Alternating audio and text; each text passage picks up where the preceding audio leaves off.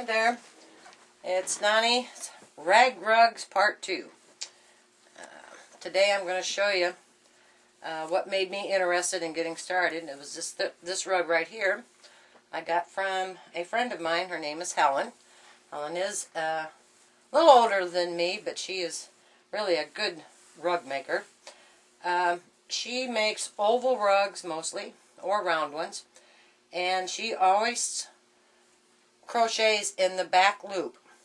So on her oval rugs it will have this ridge. I'm going to zoom in a little bit so you can see what I'm talking about.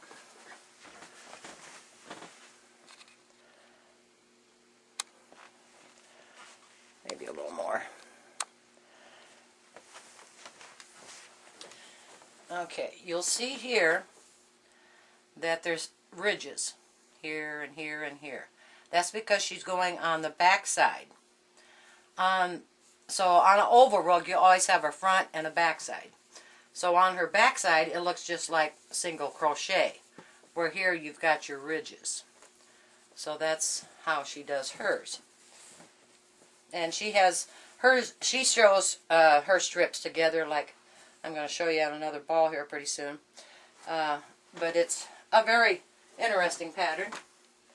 Here's one. Let me zoom back out. I'm not very good at this.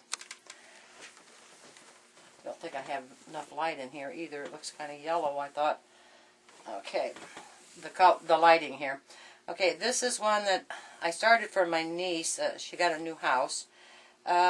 She wanted burgundy, brown, and beige.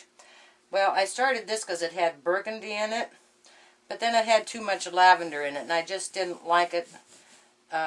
So then I just finished it, and I use the rug myself now. It's at the landing of our stairs going upstairs. But it turned out to be a pretty pattern. One thing I want to point out too, when you're stopping and starting your rows on the ovals, don't always stop in the same spot. You want to kind of stagger it back and forth so it kind of blends in more. So here's one I made for my kitchen. I washed it this morning because it was laying on the kitchen floor and I thought I'd better wash it. It's still a little damp yet, but this one I made for my kitchen. I was at an auction here a few weeks ago, and I lucked out and got a whole big plastic bag of these balls that were already sewed together. And the only thing I didn't like about them is she had them in really wide strips. So what I started to do, I cut them in here and then I just start tearing them in half. And then I made a separate ball of my own. So the only problem I found was some of the balls she had double sewn and I couldn't get through them. So I started making a rug out of the wider strips. And it's a heavier rug, but it's got a pretty coloring in it and stuff. So it is a heavier and thicker rug, but it'll wear like iron. Then this one is one I started with the strips that I tore, and I did it on the back. So now it has kind of like a ridge, and it feels more cushiony to walk on, and it's a little bit stretchy too. So, but then you'll get those ripples on both sides since we're going back and forth instead of around like an oval. This one I'm working on for my sister, and she wanted beige, copper, and aqua, and I couldn't remember how bright the copper was that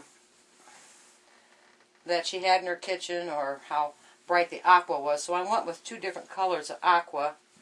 I went with this lighter color one here and then a darker aqua there. Now this is what the material looks like in this rug before I tore it up. This one is this one here, and then this sheet here is this one here. And then of course the copper plain copper. I had to buy this in the store because I didn't have anything near copper. I had to pay $5 a yard for it. About broke my heart when I come home and had to tear it into strips, but that's the way it goes. And then this beige is this sheet I bought at Goodwill. And let me check on the camera here, see how we're doing. And this is probably a 600 or 700 count sheet. Well, I don't recommend it because they are terrible to tear. It took just about all my muscles to get through a strip.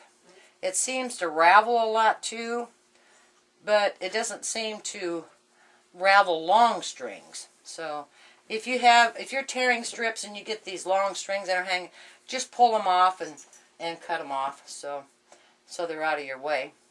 I did want to show you today how to join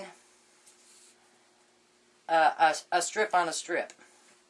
I was towards the end on this, and I have one more row of beige to go, so I had to rip some more of that beige to get through it here.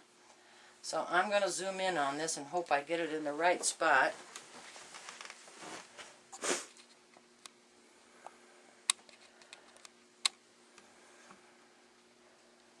Okay, I think that might work. Maybe a little bit more.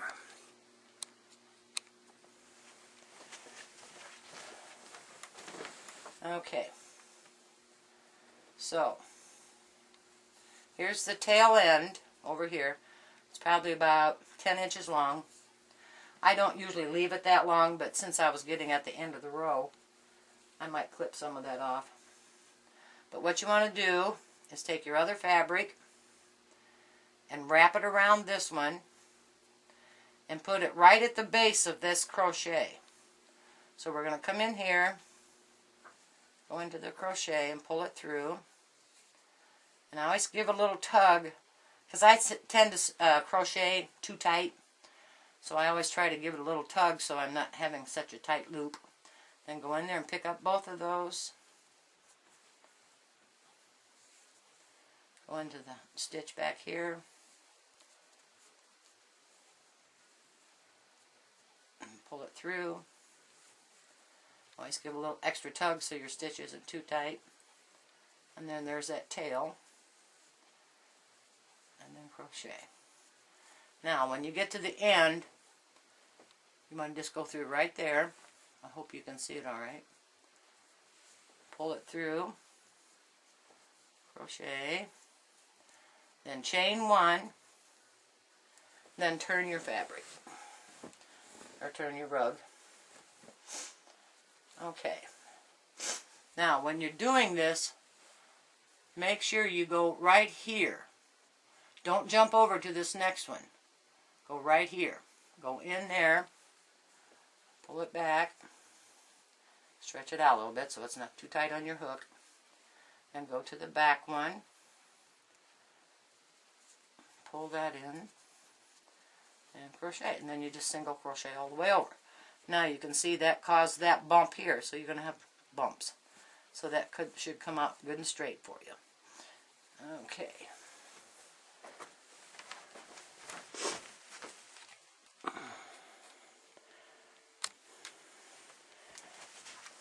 Okay, I'm trying to think of what else I was going to tell you now. Oh, I want to thank everybody for subscribing to my movie. And I've had a lot of good comments. A lot of people helping me, trying to teach me how to increase and decrease on those round rugs so they lay flat.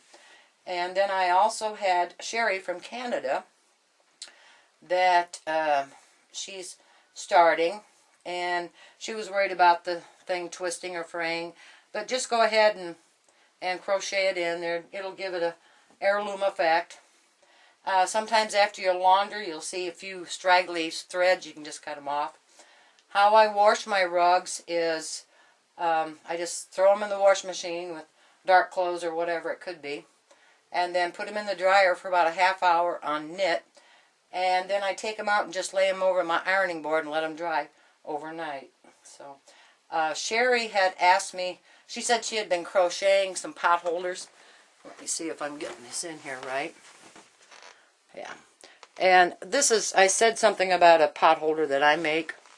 And what you do here is, now I made this one too small, but it's the only one I had left in the drawer. So what you want to do is chain about 8 inches long. Have your chain about 8 inches long, so you want it to come out here.